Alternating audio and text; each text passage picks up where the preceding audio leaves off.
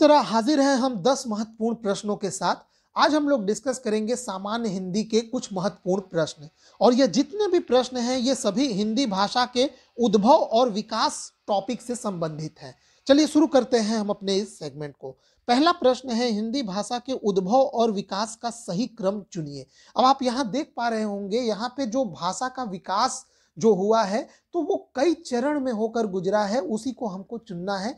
तो एक बात तो आप लोग जानते ही हैं कि इस समय जो करंट में, प्रेजेंट में, आज के समय में जो हम लोग भाषा बोलते हैं हिंदी, वो है खड़ी बोली। और जो प्राचीनतम जो साक्ष्य मिलता है, सबसे प्राचीन, वो संस्कृत है। ये दोनों तो आप सभी लोग जानते होंगे। तो इसमें ऑप्शन देखिए, सबसे पहले आएगा संस्कृत और सबसे अंत में आएगा खड़ी बोली। अब संस्कृत के बाद जिसका विकास हुआ है वो है पाली। ठीक है, पाली आप लोग याद रखेंगे क्योंकि ज्यादातर जो बौद्ध ग्रंथ हैं, बहुत सारे बौद्ध ग्रंथ वो पाली भाषा में है।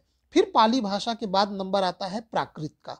प्राकृत में कई जैन ग्रंथ मिलते हैं इस भाषा में। फिर इसके बाद जिस भाषा का विकास हुआ वो अपभ्रंश। अब ये जो अपभ्रंश है, वास्तव में यहीं से जो आधुनिक हिंदी है उसके विकास की प्रक्रिया शुरू होती है। अपभ्रंश के बाद फिर सौरसैनी, सौरसैनी के बाद पश्चिमी हिंदी, और उसी से ये खड़ी बोली जो हिंदी की है वह डेवलप हुई है। तो इस प्रकार से इसका सही ऑप्शन हो जाएगा, ए पार्ट ही इसका सही ऑप्शन है। ठीक, इसको आप लोग इस क्रम को अपने दिमाग में बिठा लीजिए और इसको याद रखिएगा। कम से कम ये शुरू का तीनों तो आपको वैसे भी याद ही होगा, संस्कृत, पाली, प्राकृत। इसके बाद के भी आप 3 याद कर लीजिए, लास्ट में है ये खड़ी बोली। ठीक, तो ये बहुत ही इंपॉर्टेंट प्रश्न है और इस तरह का प्रश्न पहले एग्जाम्स में बहुत बार पूछे गए हैं और आगे भी एग्जाम्स में पूछे जाएंगे। ठीक, ये जितने भी प्रश्न हैं, ये प्रश्न मैं अपने से बना के आपको नहीं करा रहा हूं और ना ही किसी किताब से लिया हूं।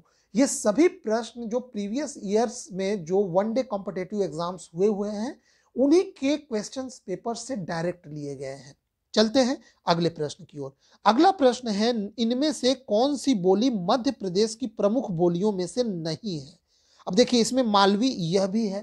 ठीक है, मालवा क्षेत्र जो है एमपी का, उसमें मालवी ये बोली है, बुंदेली भी है और निमाड़ी भी है। जबकि बांगर जो है, जिसे बांगरू भी कहते हैं, यह नहीं है। बांगर या बांगरू यह जो बोली है, यह मेनली हरियाणा क्षेत्र में पाई जाती है और इसे हरियाणवी बोली भी कहते हैं, बांगरू को। ठीक, बढ़ते हैं अगले प्रश्न की ओर। अगला प्रश्न है, निम्नलिखित आधुनिक भाषाओं में से किसका संबंध अपभ्रंश की पैशाची बोली से है? अब ये पैशाची बोली से जुड़ा हुआ है पंजाब। ठीक है, पंजाब, इसको आप लोग याद रखेंगे। बढ़ते हैं अगले प्रश्न की ओर। अगला प्रश्न है, हिंदी को विकास प्रदान करने वाली भाषा कौन सी है? अभी मैंने आप लोगों को बताया भी था पहले प्रश्न के उत्तर के समय कि हिंदी के विकास को, जो एक तरह से कहिए हिंदी के विकास को प्रभावित करने वाली या उसके विकास को और बढ़ाने वाली जो भाषा है वो है अपभ्रंश। बढ़ते हैं अगले प्रश्न की ओर। अपभ्रंश में स्वर मौजूद थे, कितने स्वर? तो इसको याद रखिएगा, अपभ्रंश जो भाषा है उसमें 8 स्वर मौजूद थे। बढ़ते हैं अगले प्रश्न की ओर। अगला प्रश्न है, आधुनिक भारतीय भाषाओं का विकास किससे हुआ है? फिर से वही बात बार बार आ रही है, अपभ्रंश। अपभ्रंश भाषा बाद में कई क्षेत्रीय भाषाओं में बटा और उसी से इन सभी हिंदी की जो बोलियां हैं उनका विकास हुआ। बढ़ते हैं अगले प्रश्न की ओर। अगला प्रश्न है, आधुनिक आर्य भाषाओं के वर्गीकरण के अनुसार पूर्वी समुदाय की भाषा नहीं है। अब पूर्वी समुदाय में मराठी नहीं आता है, मराठी जो है वो दक्षिणी समुदाय की भाषा है, तो इसको आप लोग याद रखेंगे। बाकी ये जो उड़िया हो गया, बिहारी हो गया, बंगला हो गया, ये सभी पूर्वी समुदाय की भाषा है। बढ़ते हैं अगले प्रश्न की ओर।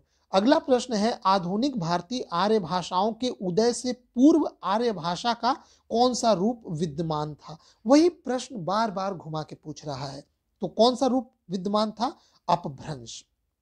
ठीक है, चलिए आगे बढ़ते हैं अगले प्रश्न की ओर। अगला प्रश्न है, इनमें से किस विद्वान ने अपभ्रंश के लिए पुरानी हिंदी शब्द का प्रयोग किया गया है? बहुत ही इंपॉर्टेंट प्रश्न, आप लोग याद रखेंगे। चंद्रधर शर्मा गुलेरी जी ने अपभ्रंश के लिए पुरानी हिंदी शब्द का प्रयोग किया है। क्यों? इसका कारण यही है कि अपभ्रंश से ही सभी हिंदी की जो बोलियां हैं उनका विकास हुआ है। बढ़ते हैं अगले प्रश्न की ओर।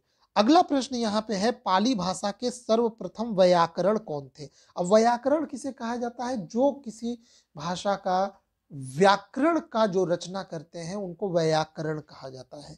तो इनमें से अब जैसे कि आप लोगों को पता है संस्कृत के व्याकरण कौन कहलाते हैं, संस्कृत के व्याकरण जो सबसे पुराने पाणिनि कहलाते हैं संस्कृत के, लेकिन यहाँ पाली भाषा का पूछा गया है। तो आप याद रखेंगे पाली भाषा के जो व्याकरण है वो कच्चायन है, कच्चायन नाम आप लोग याद रखेंगे।